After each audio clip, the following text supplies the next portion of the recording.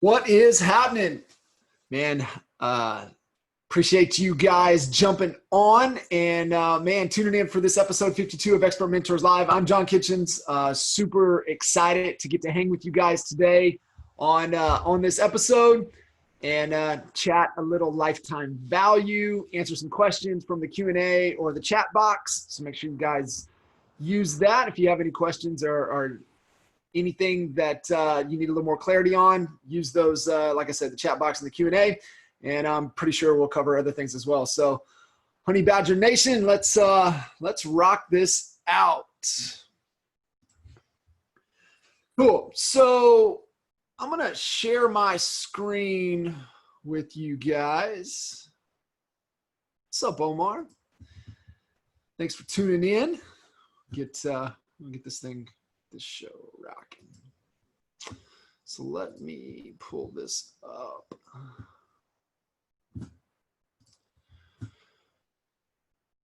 Sweet. So I'm gonna play that. So cool. So this is a topic that I know we've touched on a few times. We've had a few folks on previously on expert mentors, and I'll reference back to them as well. But, we talked with Matt Curcio on Expert Mentors 43, really how to maximize the ROI of your CRM. So there's some good nuggets in there that align to what we're going to talk about today. Also, Julie and Kyle did a Expert Mentors, I believe it's Expert Mentors 35, absolutely crushed it on how to sell without, internet leads and really run and build your business. And then obviously, Jennifer Weiner really broke this down early on episode, Expert Mentors Live, episode 12. And it was really on the customer service experience. And that's a lot of the things that we're going to be talking about today. So, the real wealth in real estate, guys, really comes from the power of the database. And, Dan Kennedy shared something with us early on. It's like, man, it doesn't matter how many people you have in your database. It's how many people in your database that you're proactively communicating with. And, just keep that in mind as we're kind of going through this and you're thinking about, things moving forward and kind of where your business is at and some of the things that you need to get in place to really maximize the ROI of your database. And so, yeah, we're going to chat a little LTV, little lifetime value. It's just one of the things that we've talked about over the years. You can either be on the transaction treadmill or you can really talk lifetime value and understand what that is and maximize your database is really the key. And so one of the things that we've really uncovered over the years with NAEA and the things that we've done coaching, business model wise, innovation, is that, this quote from Peter Drucker is that, innovation is the specific tool of entrepreneurs, the means by which they exploit change as an opportunity. And, Jay Abraham shared one of the things with us in that all innovation really is just adding value. And when you look at, anything and everything that we're doing, how can you take something and add more value or make it more valuable, which allows us to innovate. Another one of the key things that we hang our hat on methodology wise is differentiation. If you've ever been to any of our boot camps, we're actually wrapping up day 3 of our second boot camp this year, actually today. And that's one of the big things that we hit on is differentiation. And it really is at our core, over the years that we've really focused on. And this quote from Jack Welch, our strategy lasted because it was based on 2 powerful business principles. Commoditization is evil and people are everything. My advice to you, when you think strategy, think more decommoditizing. Try desperately to make products and services distinctive and customers stick to you like glue. Think about innovation, technology, internal processes, service, add-ons, whatever works to be unique. Money moves to differentiation, not similarity. And so when everybody's zigging, that's when you want to zag.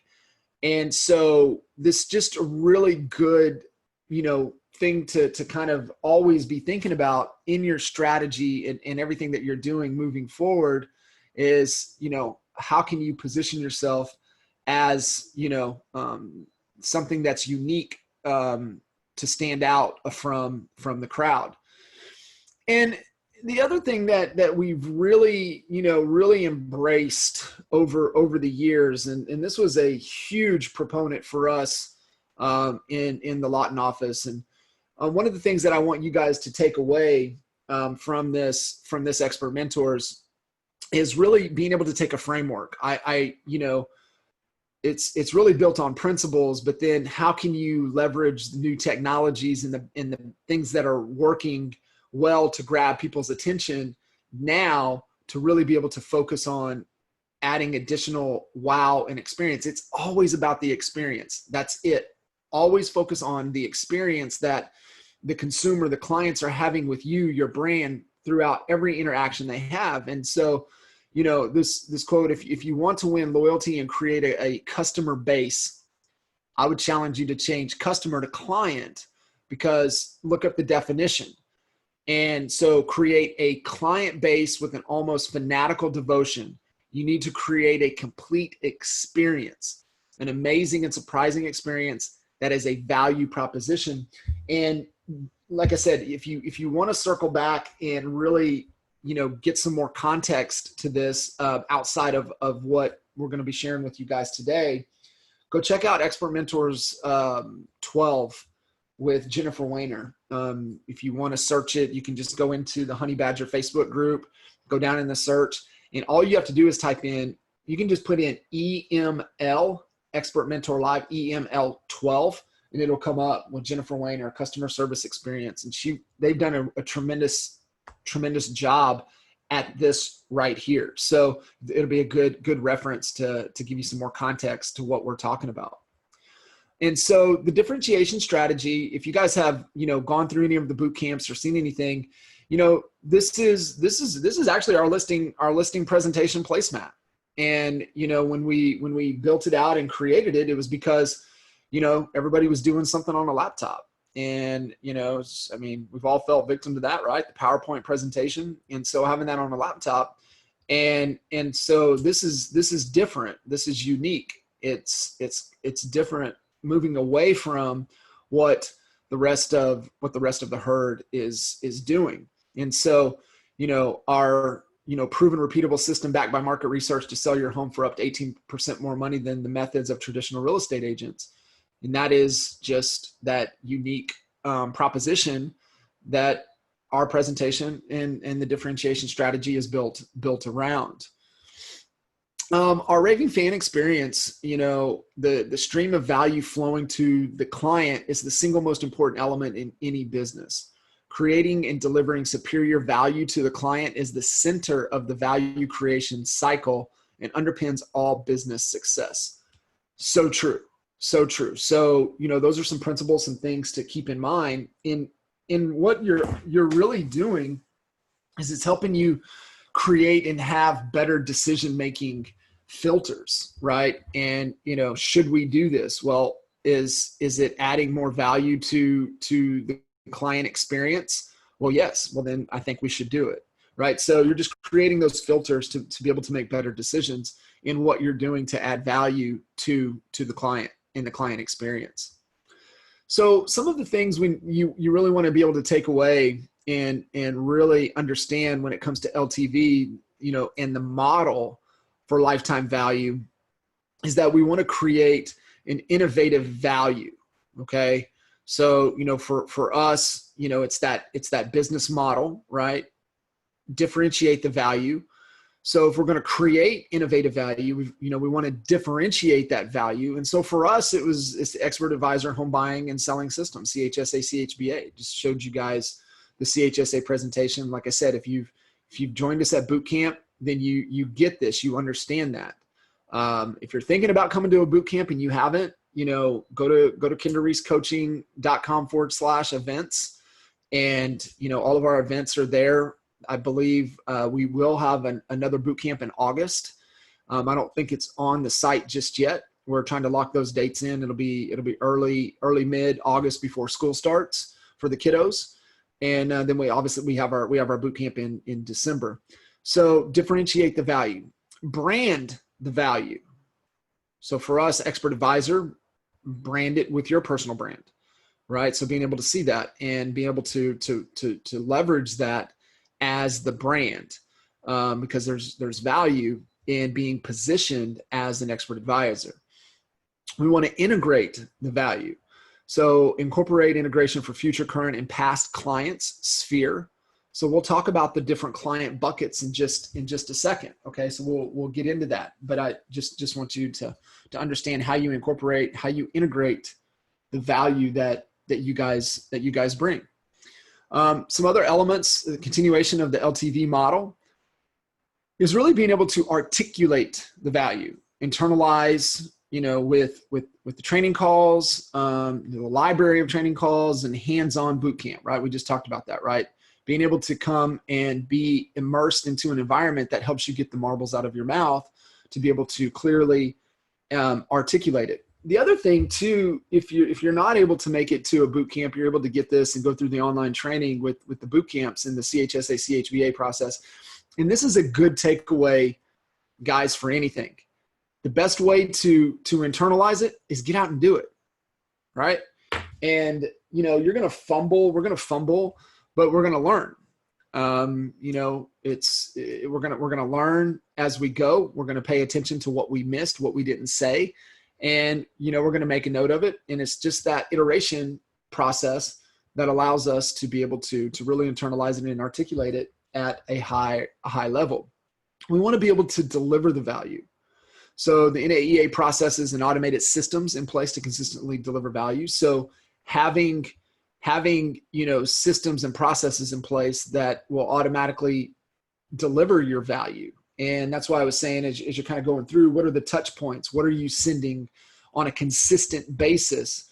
And that's where I feel, we can leverage, in this process, you could leverage additional touches, video touches, personalized touches. And we'll talk about the breakdown in just a second, because there's something that we call, there's professional relevance, right?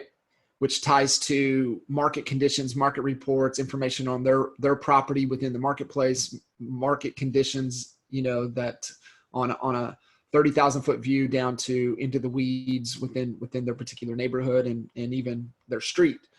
And then there's personal relevance, right? Items that pertain, that are really important to them. That's a huge distinction when you look at what are the things that we're delivering to them of value, and being able to take note that we have to have two. It's a balance of the professional and a balance of the personal. And so we'll talk about that in just a sec as well. And then how are you measuring the value? And so we'll talk about that in just a little bit, which is the ultimate question.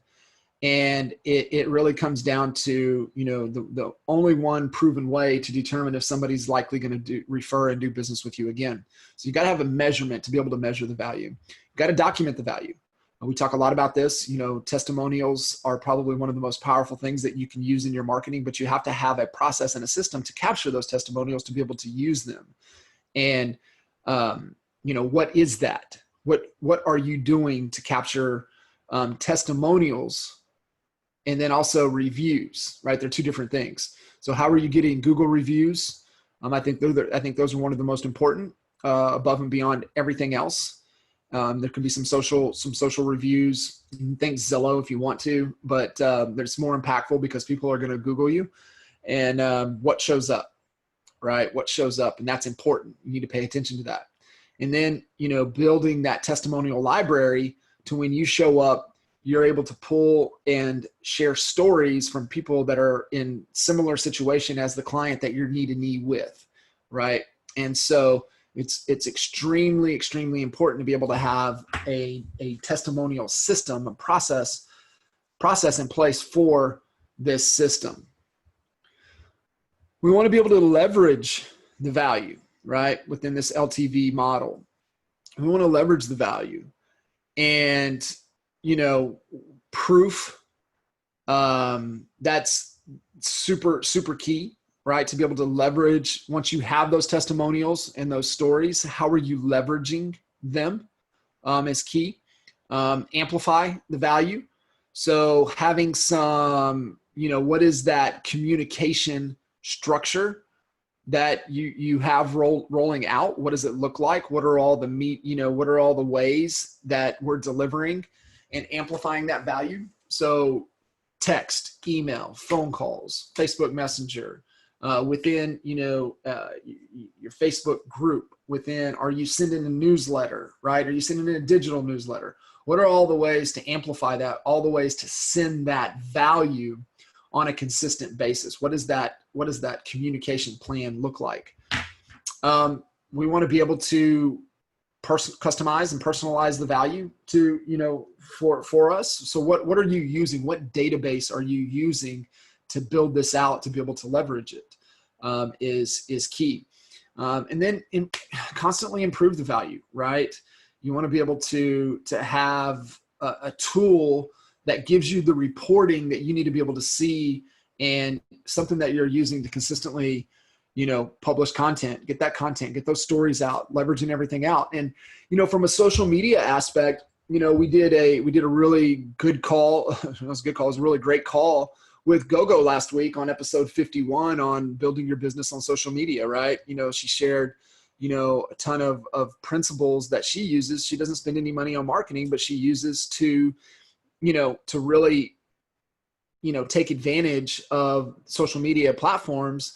And, that's just one of the ways to get that content out that's amplifying the value, right? So you can see how these key points that make up the model, how we can start to leverage, all the different pieces in play to be able to really work well for you. And some of the rules, just understanding from a branding and how you're branding and positioning yourself, and really focusing in on that differentiation. How are you standing out from the herd? And so, definitely, if you haven't gone through Al Reese and Jack Trout's book, it is a must. It'll definitely help you to understand some of the laws around marketing, to talk branding and differentiation. And so some examples of what is differentiation, right? And so when we see these two things, we know exactly what they are and what the difference is, right? And so it's no different when you think of the Marriott or Ritz-Carlton versus, Best Western or Motel 6, right? We clearly get that, right? We clearly get what those brands represent and what those brands are. And you probably pretty well know the experience that you're going to get. So sharing this, what is the brand when the consumer looks at you, what do they see, right? What do they see? Do they see, you as a Nordstrom's, or do they see you as, hey, let's just get in, let's get, go into Dick's Sporting Goods. Shoot, I was in Dick's Sporting Goods yesterday just because I needed to go in and get what I needed to get. I didn't want to be messed with. I wasn't looking for any particular experience. But, we got the Kentucky Derby coming up, and, if I need to get the right outfit, and I know I'm going to get that level of service and have that experience, run over to Nordstrom's. So you just understand whatever it is that you're trying to accomplish, and how are you positioning yourself? Are you positioning yourself, and are you the brand that people look at as the Ritz-Carlton or the Marriott, or are you looked at as Motel 6 or the Best Western? So just something to kind of think about. And here, let's think about the eye of the consumer for a second. What is the difference here when you look at these signs? What is the difference in the eye of the consumer? And the answer is there's nothing. It doesn't mean anything. It doesn't mean anything to the consumer, right? So how are you positioning and building your brand to be able to be separated from this right here? And when it comes down to the mind of the consumer, we have to ask ourselves, does the brokerage really matter? And we all know the answer is no. In the mind of the consumer, it does not matter. And in the mind of the consumer, it's about their experience, right? That's what's important. It's about their experience. So how are you designing and creating the experience that matters to them, that will move them to where they will scream from the rooftops that if anybody is thinking about buying, selling, investing in real estate, that they have to do business with you, right? They stop people in their tracks when they hear anybody talking about real estate. And so here's one of the things that we've learned. And so, you know, being coached by every coach in the dang industry and outside of our industry, and just by anybody and everybody we could really just seek and suck up information. You know, visiting top agents, visiting their offices, buying books, audio tape, you know, tapes. Even you should see our archive in the Lawton office that's still in the back room of all the tens of thousands of dollars that we've invested in and spent money on. I mean, there's cassette tapes still back there and CDs, and it's just crazy. And so, you know, for us, you know, when you start seeking and you're seeking in the industry and you can't find anything else, then you kind of turn your head to the outside of the industry. And that's what we did. And, you know, one of the things that we learned and that we found is that we were doing, you know, plus minus 10% of the best agents and top coaches in the country is what we had learned. And I stumbled on, I don't know how, I must have just one of Tony's programs, you know, how he has his, I don't even know if I still have it. It might be in the Lawton office. It was the Ultimate Edge program or it was something, but the Power Talks with Tony Robbins. And so, you know, it came with like 3 or 4 of the Power Talks. I can't remember who they were with, but I remember this character here, Jay Abraham. I was like, what is this? And so I popped that thing in and I started listening to it. I bet I listened to it 2, 3, 4 times. And I was like, holy moly, I was blown away. And at the time in the Lawton office, my office was at the front and Kinder's was in the back. And I take that Power Talk and I walk in and I put it on his desk and I say, get you some of this. I turned around and left. And man, it changed his life. And it changed the way he thought. It changed the way I thought, right? And we started looking at things differently. And then we got into Jay's funnel.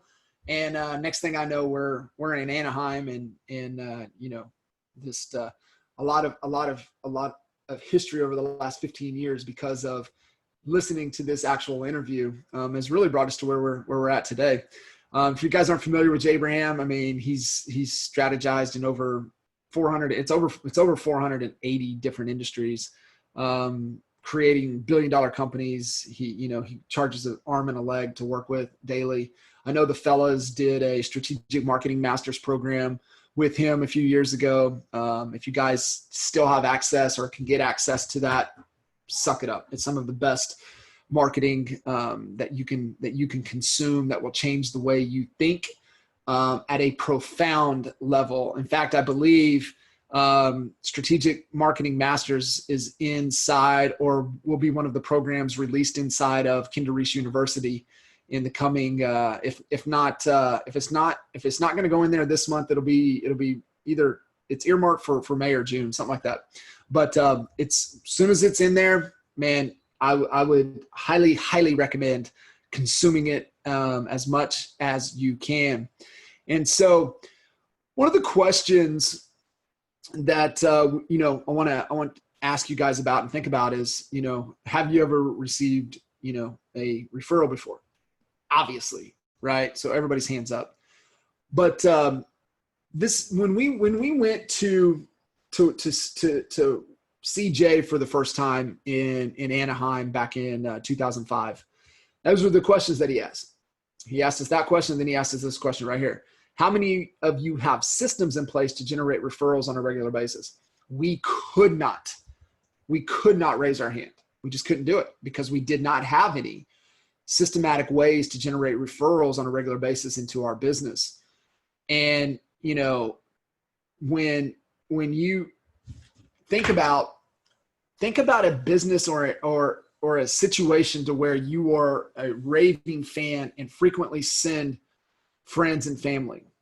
Think about that for a second. What business do you have that you guys visit on a consistent basis that you're constantly raving about, right? It could be a restaurant.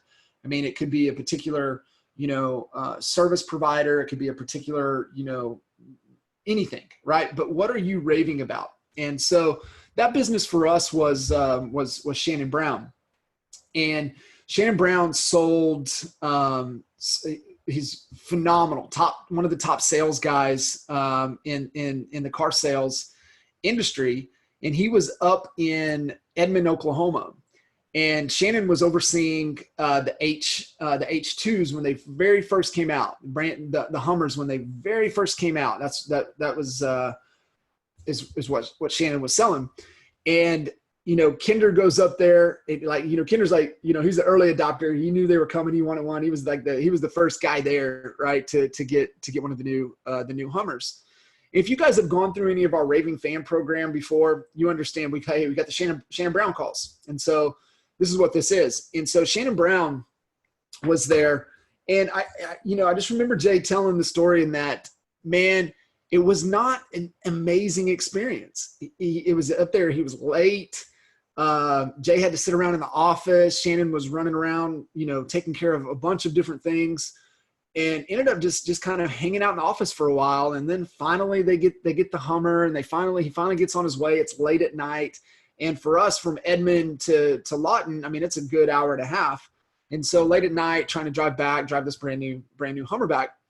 And so where it really kicked off was the next day when Shannon called and asked Jay how the vehicle was going, how he liked it, the trip. Did he make the trip home okay? Was everything good? Yeah, really, really appreciate it. So it was all good. Didn't think nothing about it. Well, then a week later, Shannon calls again, see how the Hummer's going, see if he had an opportunity to look at any of the add-ons that he wanted to possibly get added to the Hummer. Hey, make sure you have that information. If you have anything, I can get it ordered for you. Whatever I can do to help you, it was good to go. And then another week goes by, and Shannon calls again. By this time, Kinder and Shannon are becoming buddies. And I think this is about the time that Jay saved his name in his phone, right? And so he finally saved his name in there in this third call, just asking how he can do, how everything was going. The Hummer was still good. He was still liking it. And just making sure everything was good to go. And so they hang up, and then a week goes by. So this has been a month. Now. He calls again. And this time, then this is when he goes in for the ask, right? He's checking on Jay, make sure everything's good. And he's like, hey man, you got that new Hummer, you've been rolling around town. If you got anybody that's kind of, eyeballing it or thinking about getting one, man, I would just appreciate it if you would send them my way. So it was the fourth week. It was 30 days in. He'd already added tremendous amount of value. I think he had sent Jay some stuff that he had promised that he would send him. So he delivered on it, delivered what he, kept his word, doing what he was going to say. So it was just a tremendous experience in those 30 days. And, Jay became that raving fan, right? Jay became that guy that he would stop. I'd be rolling with him, and somebody would say something about the vehicle. He would stop. We would stop. He'd roll down the window in traffic. He said, hey dude, if you're thinking about this, man, you need to call my boy Shannon Brown up in Edmond, Oklahoma. You tell him Jay sent you. And it was crazy how much of a raving fan. We were at the prized steakhouse in Lawton, which is Outback, and you'd just be having dinner and you'd hear somebody talking about a car or whatever, and you stop them while they're eating and you tell them about Shannon, and that's how much of an experience it was on all of us, because of the experience that Jay had with him. We got to know Shannon, and we ended up buying multiple Hummers, and all through Shannon, and referred, I forget, Jay referred at least a dozen. Mike had 4 or 5 wrapped Hummers, got them all from Shannon. And so it really is amazing when you have that experience, how much you become an advocate for that business. And we share this with you because this is what we're trying to create within our business and for our clients. And so what's the financial opportunity? And what you have to understand, guys, is that the first transaction is only a small percentage of the entire value of a raving fan, right? Super small. So think about this. On average, everybody knows about 4.3, whatever the updated NAR statistic is on somebody that's going to make a move each and every year, right?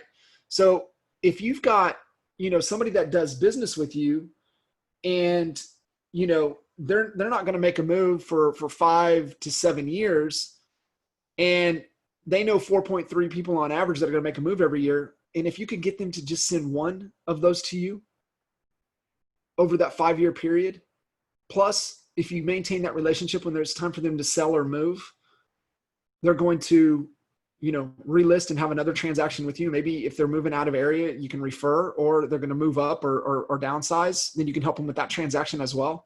What is the total? Do the math, right? What is the value? And I think statistically, it hasn't been updated in quite some time, but the average person has almost 400 Facebook friends on average. I mean, a lot of you folks on here have a ton more, but just the communication and the things that they're interconnected with, we just, that's the transaction treadmill, is right. Is you're only worried about that one transaction, and you're not really tapping into the true value, all of the money in the relationship, with that client. So it is so important. And here's why it's important, guys. You have to understand the cost to acquire a client is doing nothing but going up. And our conversion on new opportunities is doing nothing but going down, right? Going down. The conversion is down, cost is up. And so it is absolutely critical for us to be thinking about how we can build our business to where anywhere from 30 to 50% of our business, really from a healthy standpoint, from a monetary standpoint, needs to be on people that already know you, like you, love you, trust you, period. That's how you're going to monetize the model and really, see the fruits of what that model will provide in a net profit format.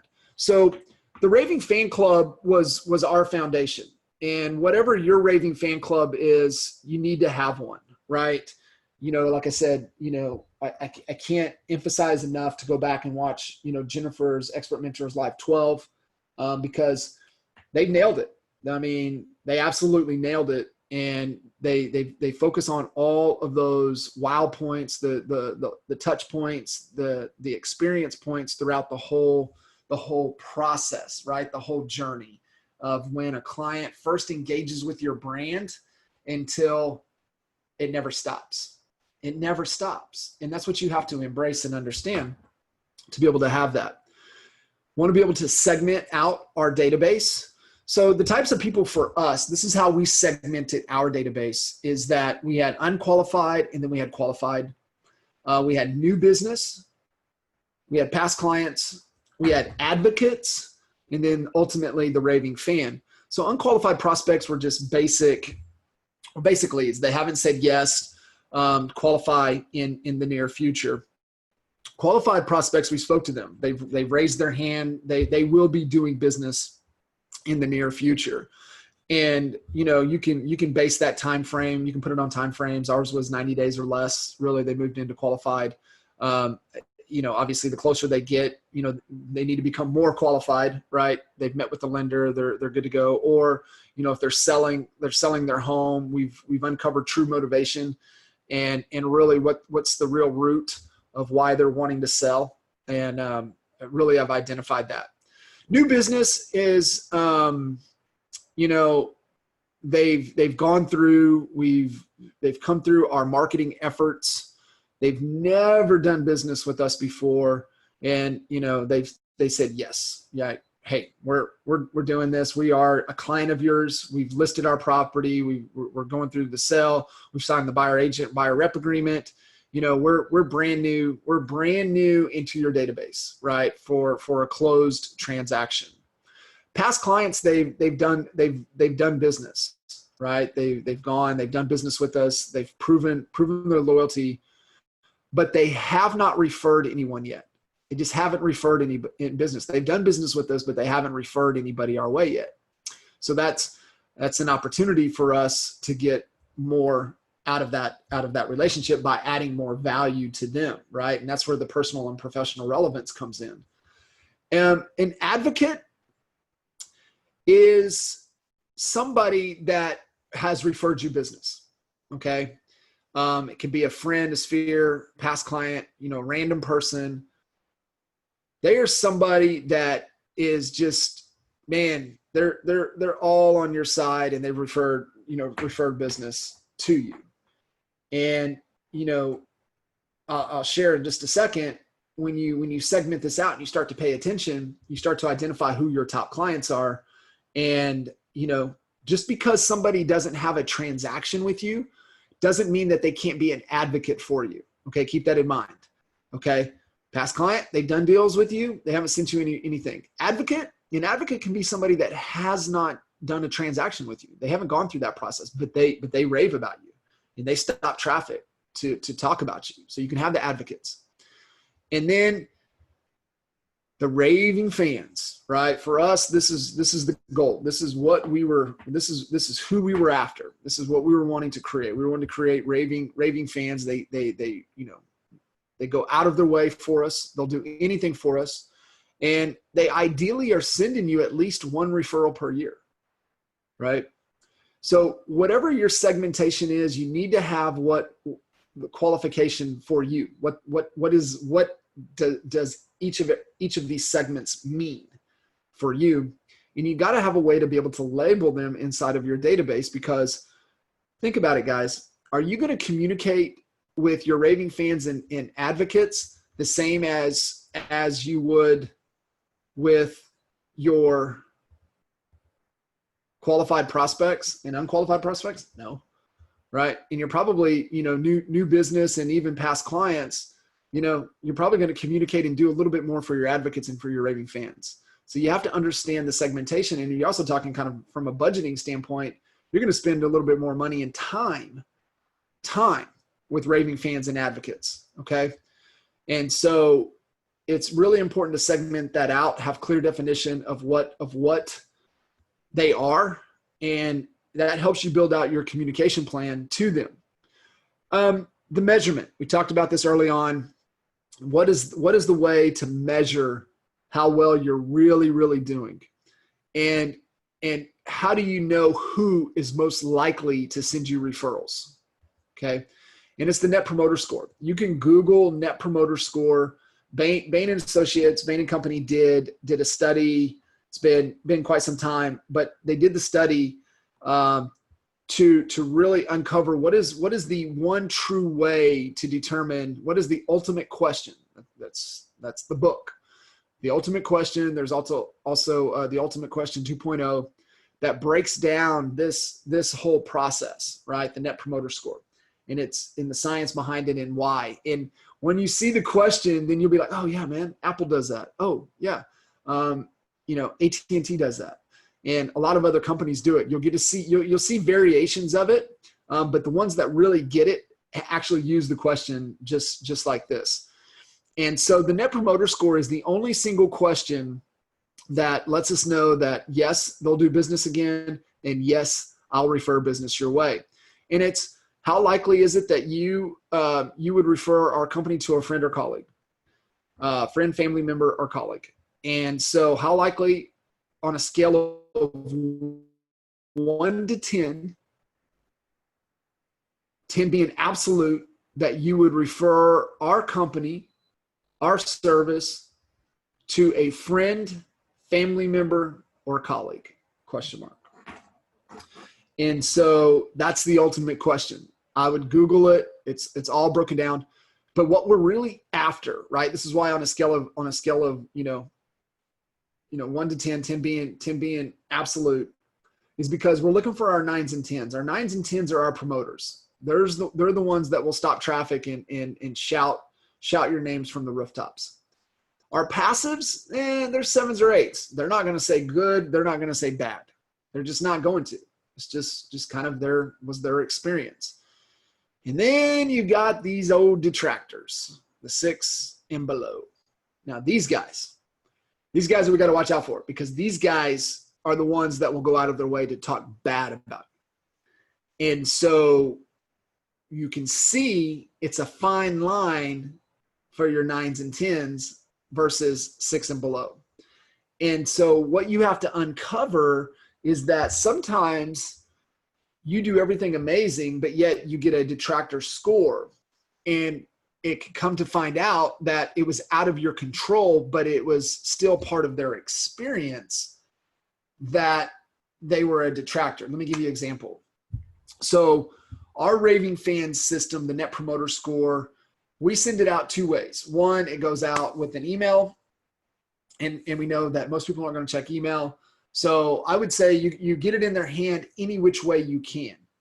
And so we had a trigger in our action plan to where if we did not get the Net Promoter Score back within like 3 days, we had a task for our customer experience manager. It could also be your ISA. It could be your admin. Could be you, if it's just you, that is going to actually make a phone call to them and ask them this question, right? You're going to say how everything's going. They get settled in, or do they get moved? What was going on? Hey, we had sent out an email. I know you're busy, didn't get to see it, but we're just one question that we're curious on. On a scale of 1 to 10, 10 being absolute. How likely are you to refer a friend, family member, or a colleague to our business? And then just shut up. Let them give you the answer. And so what we're looking at. Well, what happened on this particular case is we had a score come back as a detractor. And so within the action plan, it gets reported that they're a detractor. That's when the red flag goes up. And the red flag goes up to find out what the heck's going on. So in this situation, the red flag went up, and it was a client of ours with one of our agents. And we knew it had been a tough situation. We kind of knew the ins and outs of it, but we thought everything was good. Well, we get this, I think it was about a 4. I think he gave us like a 4. So we call the guy and we get diving in, and he was bent out of shape because he had to pay a $38 charge at closing that he was not told about, or that he had to pay. And so we go through this, we have this conversation with him, and Jay and I are sitting there talking to him, and we go, so let me ask you, if we were to just cut you a check for $38 today, would that help? Would that change, your outlook on this whole situation, this whole experience? And he's like, yeah, you know what? It would. And so what happened is we cut him a check for $38. We call him back as soon as he gets it. We ask him, hey, glad you got it. Now, we'd love to ask you again, hey, now on a scale of 1 to 10, 10 being absolute, how likely would you, refer our service and our company to any of your friends, family members, or colleagues? And I think he gave us like a 7 or an 8. So he was not a detractor anymore. He was a little more passive, which we were okay with. But that's why you always want to uncover. If you don't ASK, you don't GET, you don't get to know really what's going on. So that for us was a huge lesson in understanding that it could be the little bit of the little things that are out of your control that you had nothing to do with, but it still is part of their experience. And that's what we're looking for. More promoters than detractors. And how you get your Net Promoter Score. And you can Google Net Promoter Score, and it'll show you just like Apple's Net Promoter Score. And it's in the 40s or something. It's low. But what you want to do is you want to take, the percentage of your promoters minus the percentage of your distractors gives you your Net Promoter Score. I'll give you an example. Your first 10 Net Promoter Scores come back. You've got 8 promoters. You got 1 passive. You got 1 detractor. So we got 80% promoters, and we got 10% detractors.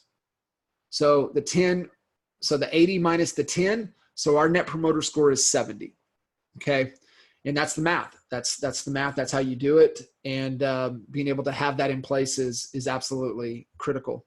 You want to pay more attention to your promoters, and you want to learn from your mistakes with your detractors, right? Just like with the example I shared, we learned that we better pay attention to the whole experience. And here's the other lesson with that.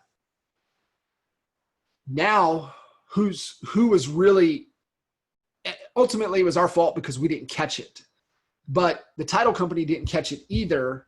And so what you have to make sure of is that who you do business with, your lenders, your title, your insurance, your, home inspectors, they all align to you and they're bought into the experience that you are trying to deliver. They got to be on the same page. They got to know the plan. That's why it's absolutely critical to align with the right people, get them in, have them understand what the vision is, what you're wanting to accomplish, and what it means to work with your clients, right? And what level of standards that you have in the experience that you're trying to deliver. And they're either a part of it or they're not a part of it. And it's black and white. There's no gray, okay? And so that's what we learned from our mistakes with our detractors. And, ultimately the goal is turn every client into a raving fan, right? It's absolutely key. And so communication from a standpoint, we talked about the professional relevance. And I think you guys we all do a pretty good job at that, making sure that we're giving them the market information, the data, the things that they need to kind of know what the value of their home is. There's certain things that you can do communication wise that really pertain around that investment. And so that's the professional relevance. The personal relevance is you need to go read and study the McKay 66. And really, what can you learn about your clients in great detail? We were doing this and strong before the power of Facebook, right? Now you can just get on social media and you can get all the information, personal information that you want, and information that you probably don't want about them. But at least you have things that you can talk to them about in a personally relevant way, right? What they like, what they dislike, if they've got kiddos, how many kiddos they have, they're married, what's going on, where, just those things that are on a personal level that allow you to communicate and connect with another human being. You're not going to connect with another human being just talking about real estate. You gotta have things that are important to them. And that's what you're trying to uncover. The McKay 66 is the framework that will allow you, and definitely the understanding, to find the bullet points and the things that are important to them to talk about. Okay. Collecting the personal, data. Obviously, Facebook gives you birth dates. You can find out favorite foods. You can find out their favorite sports teams. Do they like wine? If so, what kind of wine? What college did they go to? Who do they root for? It's really, really important. And so tie this all together for you guys, and then answer any and all questions you have with this right here. So before we were really measuring and paying attention to this, we thought we knew who our top clients were. And when we started really paying attention and looking, what we found is that, man, we were getting a ton of referrals from our painter. And, Dave's was more than a painter. He managed projects for us. He helped manage our remodels, our flips. He did a lot of painting work throughout the community. I mean, he was well known, and we were just fortunate enough to really be able to have a really good relationship with Dave. And, good dude to drink beer with. And, he's just an awesome guy.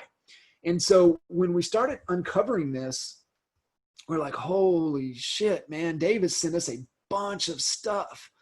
Well, we know too that Dave is a huge Oklahoma Sooner football fan, bigger fans than we are. And so once we realized this, we were like, oh my gosh, we got to send Dave a thank you. And so, we hooked Dave up with tickets to an OU game. Anytime that, he would send us a referral, we would take care of him, give him, gift cards, things that he liked. And also, anything OU related, we would hook him up with. And, it was just really profound. But here's the kicker. Dave never bought or sold a home with us. He never did. He is an advocate, and he was our number one client. He had referred, if you did the math, more dollars in our business can be traced back to one person than any other, and it was Dave DeBaca. And just an amazing eye-opening. And I think, if you go through this process, I think you would have the same aha and eye-opening awareness as well. And so it really is. It is absolutely critical. Just like I said, why is it critical to focus and build a business, build a portion of your business on people that know you, like you, love you, trust you, is because the cost to acquire a client is just going to keep going up, and the conversion on new business is just going to keep going down. And if you can strive to where your business is, a minimum of 30, 35%, to 50%, and you're growing year over year, you're growing, and your business is still maintaining that 30 to 50% ratio of people, referral, repeat business, you are going to be in a good financial position and really being able to excel and grow your business.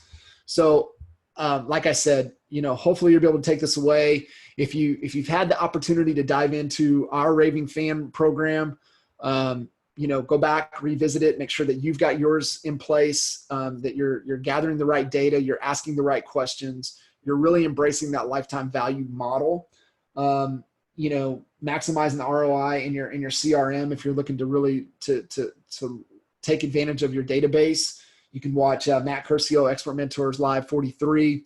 You want to look at somebody that's doing this on a high level, watch Expert Mentors Live 12 with Jennifer Weiner. And like I said, Julie and Kyle really broke it down, how to sell without internet leads, on episode 35. So there's tons of great nuggets in there, and definitely the pull to really put this together. If you don't have this in place, I would challenge you, to get it to the top of the priority list, to be able to really embrace that and really tap into, the power within your database. So cool. So let me see here. Boom. Awesome. Cool. Net Promoter Score from Nate. Appearing again, interesting. Awesome follow-up with the detractor. Cool, man. Thanks for the feedback there.